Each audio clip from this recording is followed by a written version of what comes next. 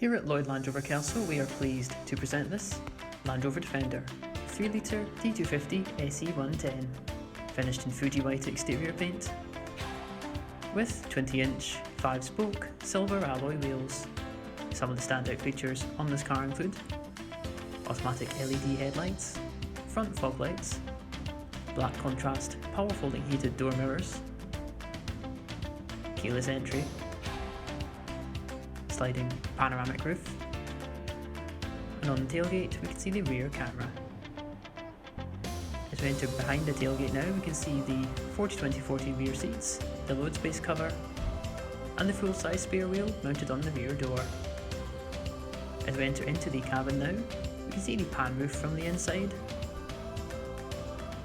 and the Ebony Resist seats with ISOFIX child seat mounts, and the second row climate vents.